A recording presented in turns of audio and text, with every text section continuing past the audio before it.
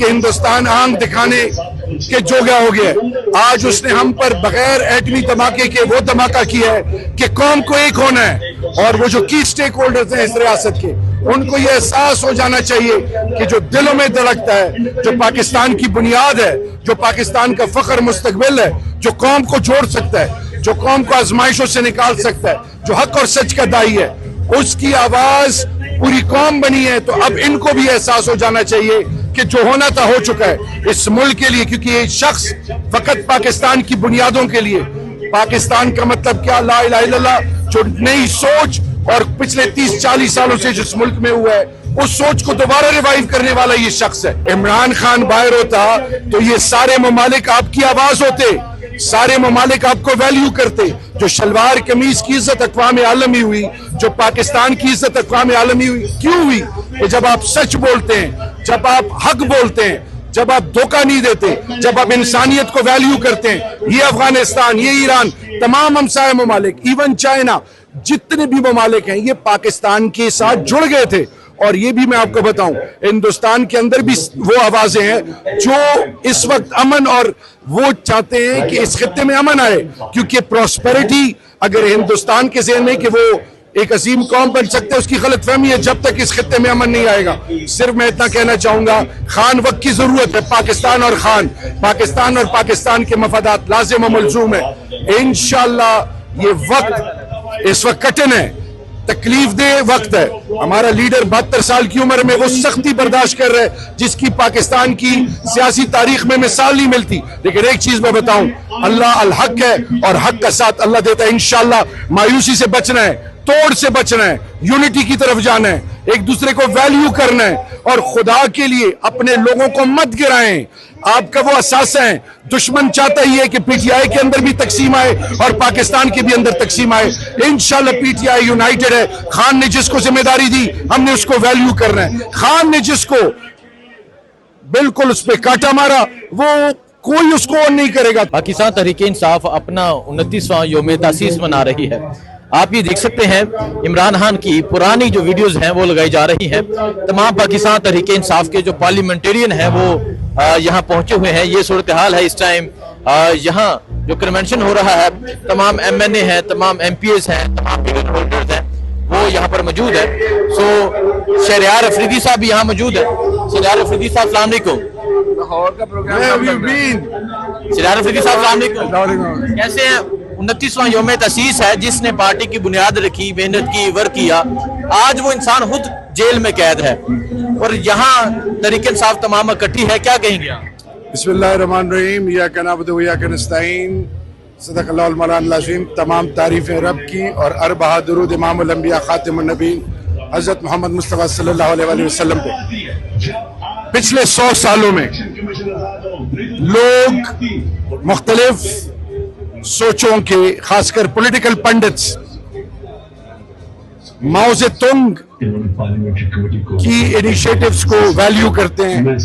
कोई अरब पेनिसुला के हवाले से बात करता है, मुख्तलिफ रेवोल्यूशंस हुए, लेकिन जो तहरीक इंसाफ ने आलमी सतह पे और इस बराज़ एशिया की सतह पे और रीजन की सतह पे जो रोल अदा किया है एज ए पॉलिटिकल पार्टी, जिसने पुरानी सोच को, पुरानी तमाम दलीलों को अपने कैरेक्टर से, और उसके लिए जिम्मेदार अल्लाह के फजल से इमरान खान, जो मदीना की रियासत का अलम लिए हुए, जो हक और सच का और आइन और कानून की बालादस्ती का जो अलम उठाए हुए हैं, उन्होंने एक नई तारीख रकम की है।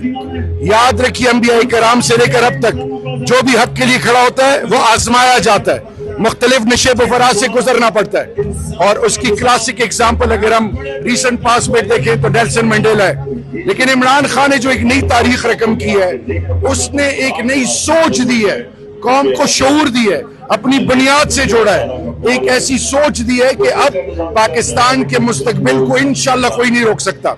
जमहूरी रवैये बदल गए हैं, सोच बदल गई है, रिवायात बदल गए हैं, होने का तरीका सिर्फ और सिर्फ जो पहले दुनिया से था अब रब से और अपनी मेहनत से है, अपनी किरदार और अमल से है।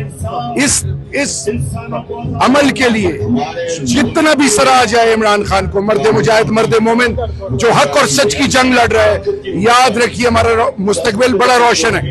وقتی آزمائشیں ہیں، پریشانیاں ضرور ہیں، تکلیفات ہیں، لیکن جو حق اور سچ کا داعی ہوتا ہے پھر وہ پوری دنیا کے لیے اللہ اس کو مثال بناتا ہے. تو میری اللہ سے استدعا ہے کہ یہ وقتی آزمائش ٹل جائے، کیونکہ ہندوستان آنکھ دکھانے کے جوگا ہو گیا ہے.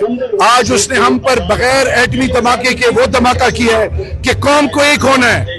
اور وہ جو کی سٹیک ہولڈرز ہیں اس ریاست کے، ان کو یہ احساس ہو جانا چاہیے کہ جو دلوں میں دھڑکتا ہے، جو پاکستان کی بنیاد ہے، جو پاکستان کا فخر مستقبل ہے، جو قوم کو جوڑ سکتا ہے، جو قوم کو آزمائشوں سے نکال سکتا ہے، جو حق اور سچ کا داعی ہے، اس کی آواز پوری قوم بنی ہے. تو اب ان کو بھی احساس ہو جانا چاہیے کہ جو ہونا تھا ہو چکا ہے اس ملک کے لیے. کیونکہ یہ شخص فقط پاکستان کی بنیادوں کے لیے، پاکستان کا مطلب کیا، لا الہ الا اللہ، جو نئی سوچ اور پچھلے 30-40 سالوں سے جس ملک میں ہوا ہے اس سوچ کو دوبارہ ریوائیو کرنے والا یہ شخص ہے.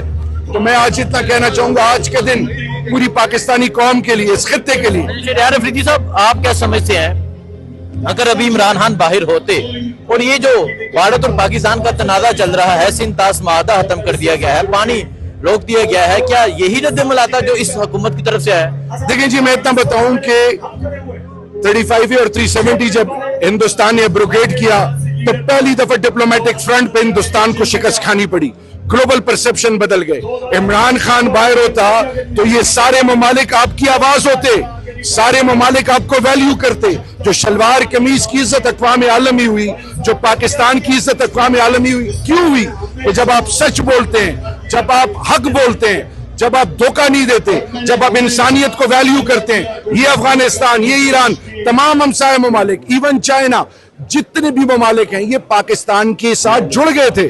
اور یہ بھی میں آپ کو بتاؤں، ہندوستان کے اندر بھی وہ آوازیں ہیں جو اس وقت امن، اور وہ چاہتے ہیں کہ اس خطے میں امن آئے.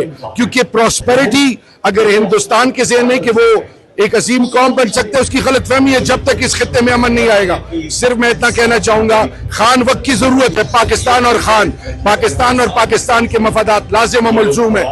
انشاءاللہ یہ وقت اس وقت کٹن ہے، تکلیف دہ وقت ہے.